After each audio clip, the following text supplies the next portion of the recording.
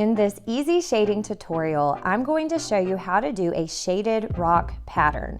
So think of this as like a stone path or a stone wall, and I'm going to walk you through the basic shapes and then shading in each of them to create depth in 3 dimensions. This is a great drawing exercise for sketchbook pages. It's great for beginners or people who want to enhance their shading skills. I'm using a really cheap piece of paper and a pencil I have lying around my classroom. To get the best results, use a thick piece of sketchbook paper and a nice drawing pencil, but I'm going to show you how to do it with really cheap materials that you might just have laying around. Fancy art materials are always a plus, but not required. If you love learning about art, hit that subscribe button so you never miss an art tutorial. My first fail of this video is using the cheapest paper ever.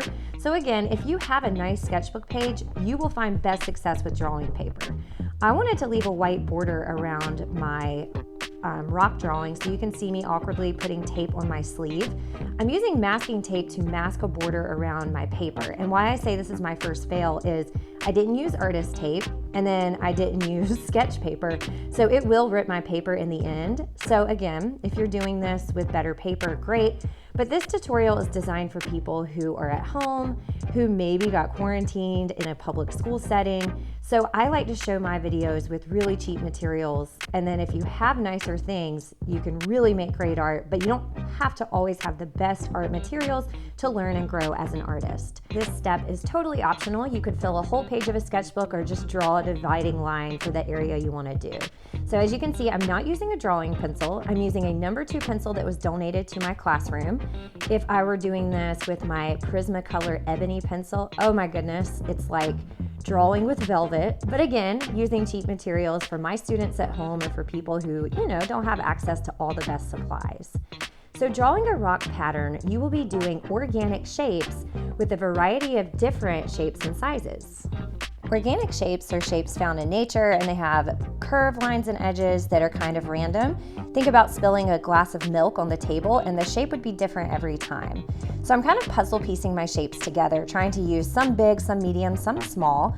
And I'm having some like jagged rocks in my drawing. You could certainly make them more round, like a river rock or a rock from the ocean that's been rolled around a bunch. Or you could do it more like stone that you would find like in the mountains. And so I'm just doing kind of a variety.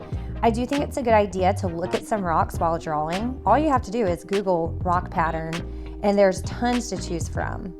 You could look at just the shape of it. Don't worry about the shading yet. You're just thinking, okay, if this were a rock path or a stone wall, how would they be put together? So this is not something that would happen naturally in nature. And then it does kind of look like giraffe print. Once you're happy with your pattern, it's time for the shading. And shading is using a pencil to create areas of dark and light to create a 3-dimensional effect.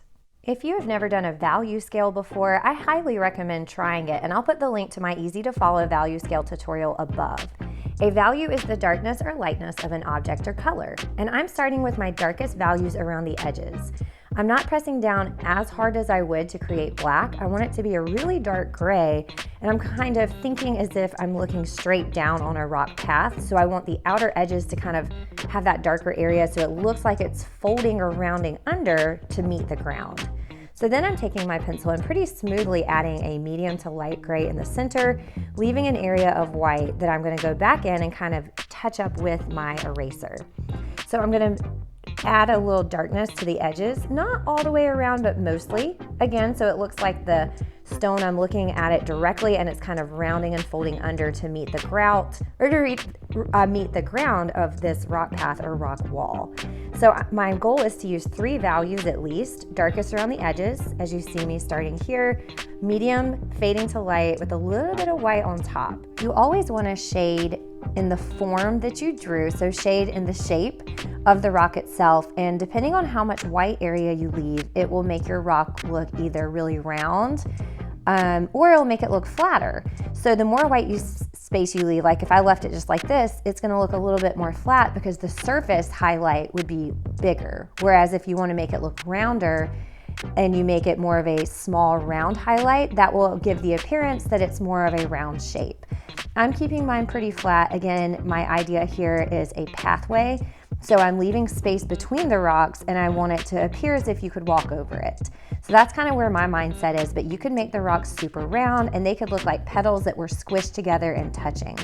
So this is a blending stick, and this is absolutely optional. But you can see with the blending stick, it smooths out all of your values. These are super cheap, they're fun to use. I would say be careful with it. If you over blend, you just get the same flat gray. And so I use it just as a finishing touch so that I'm not over blending and making it flat. I really want that nice range of at least 3, hopefully 4 or 5 values. I'm picking up my pace here because I'm still focusing on that smooth shading, darker around the edges. You can see I'm following the form of the rock that I drew, leaving my white space, making sure to give it a little bit of an erase mark so it has a highlight, and then shading kind of like my edges and some of my corners to give my rocks even more depth. I felt like I could do that a little bit more, so I'm going back into the rocks I've already done and pushing my values even more by creating that shadow.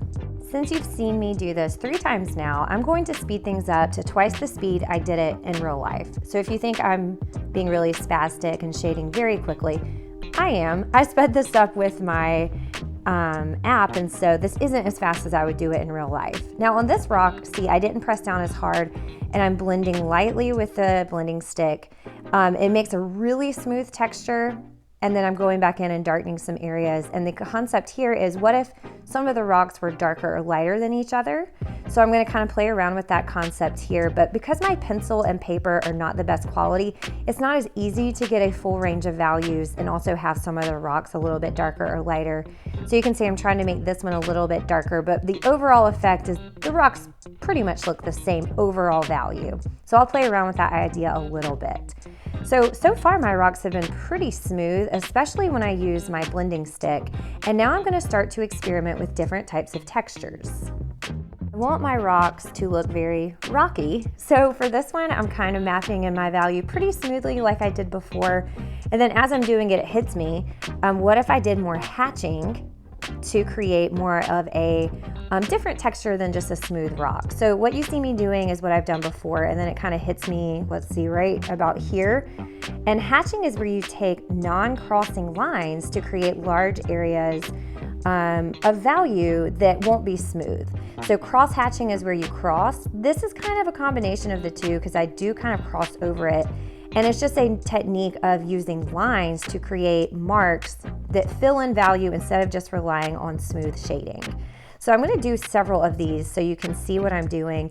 And if you're interested in just focusing on hatching or cross hatching, you can see I cross right there. That is a super fun technique. It does take practice, and that's kind of where I'm practicing here because it's been a while since I've used that technique. I'm still going in and referring to that old style of blending I did, or shading I did before. And I'm just kind of experimenting with texture. So that's the fun thing about a sketchbook assignment like this, or a value practice, is it doesn't have to be anything but just learning and practicing techniques. So let's try this again up here. And I'm still kind of doing my line work. Hatching again is where the lines don't cross. Cross hatching is where you cross over it. So you can see it builds these planes, or these areas that appear flat. Here I am crossing over. The harder you press down, the more you cross, the darker your values will be. So just kind of pay attention to the surface of your rock and ask yourself, okay, what would be flat? What would have like a turn to it? And really, it's super fun. It's quick. I'm still using my eraser to get those areas of highlights, and I like that it gives me a different style of texture. This is great. All the repetition gives you so many opportunities to practice and get the technique where you'd like it. You may have noticed that I sped things up again, just because that's the third hatching rock you've seen me do. And this time I'm using a tissue to see what would happen if I mix my technique, where I have some hatching, some cross hatching, and also blended slightly with the tissue. I always prefer when I don't do that because it just grays everything out, and I feel like I lose some of that nice definition that I worked so hard for. The final texture I'm trying out is scumbling. And that's such a silly and fun word. To me, this is just scribbling. So when I say scribbling, I don't mean you're going crazy. You're still controlling it, but it's a light, circular, scribbly mark to layer your values. The concept never changes no matter how you're using your textures. So you're still following the form or the shape of your rock. You're still applying value darkest on the edge and then going lighter to the center. And then this one's just really easy because you're filling it in with a scribbly mark and it just feels natural to the hand. I feel like it's the one I have the most control over. And just keep in mind, this is a rock, so you want it to be somewhat smooth. You don't want it to look like it's hairy. I guess it could be covered in moss. And I'm still using the same technique where I go back in and darken and use my eraser to pull or create my highlights and my values. I always feel more confident on the second attempt, so I'm pressing down harder with my scumbling, or scribbling as I often call it. And I'm just having fun, letting loose with my hand, but also mapping out my values in the form of whichever rock I created. And that's the beauty of this, is you can use whichever technique you feel most comfortable with. It also depends on the size and shape of your rocks. And you could do this in pen, you could do it in charcoal, you could do it with a marker. So there's a lot of fun ways to experiment with shading and textures without just relying on a pencil. But a pencil is usually the most common way to learn how to shade, and it's very accessible because it's probably something you just have laying around. I'm feeling more confident with my hatching as well, so I'm going to try it out on this large rock. And you can see I am crossing over, thinking about overlapping where I want it the darkest, and thinking about planes and areas of flat areas of the rock that might change, because a rock isn't completely flat. It has areas that kind of raise up, flatten out again, dip down, that sort of thing. So again, I did speed things up since you've seen me do it so many times before. And I'm gonna let loose for the rest of this drawing and just kind of see what happens when I get to each rock. I'm gonna mix up my 3 techniques: smooth blending, hatching, and scumbling or scribbling, and just kind of see where my rocks take me.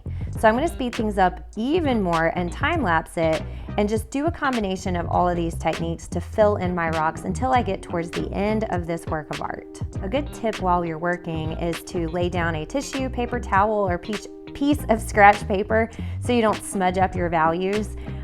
It would be smarter if I worked left to right because I'm right-handed, but my brain doesn't really work that way, so I always just lay something down to make sure I don't smudge up all of my handiwork. So I filled up most of my space, but I have this central rock that's large, and it just seems like it's really important. So I wasn't sure exactly which technique I wanted to use.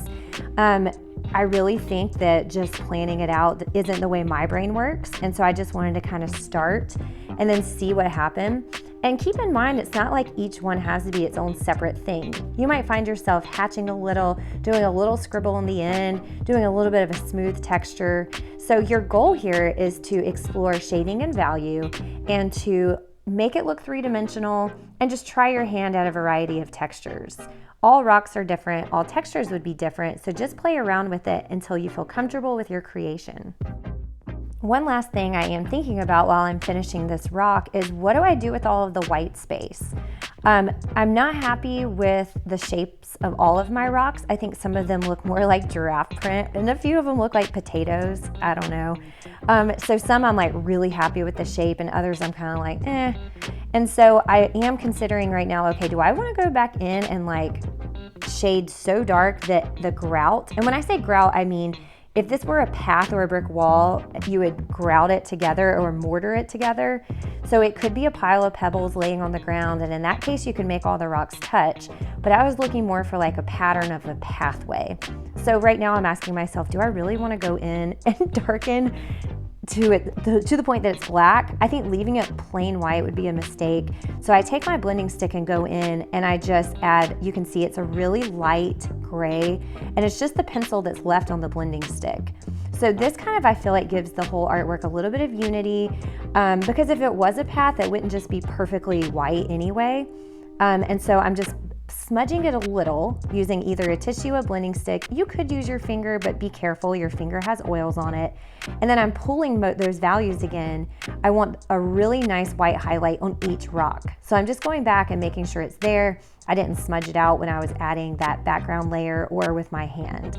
Then I want to make sure I have a really nice defined shadow, and I'm not outlining the rocks. I'm thinking, okay, where do I want an anchoring shadow so it looks like it's rounding to touch the ground or the wall, whatever it is that you're imagining. And so this is just a final touch to make sure I have a nice range of values. I have that highlight, I have that shadow, and again, not outlining, but just really anchoring it at a couple points around each rock. This is the finishing touch, but it really does pay off to pay attention to those details. Okay, now for the fun part, but also my fail I talked about in the beginning. You see how it ripped my paper? So yeah, I'm using like almost copy paper, super cheap, thin paper. If I was doing this in my drawing sketchbook, I would not have this problem. So I'm ripping off my tape. Not super happy. I could always cut that out and glue it down to another piece of paper, but I love that white border. Thank you so much for sticking around and shading with me. And if you're interested in more drawing or shading tutorials, check these out. If you're interested in what my students are up to in my classroom, follow me on Instagram at thatartteacher_Machado.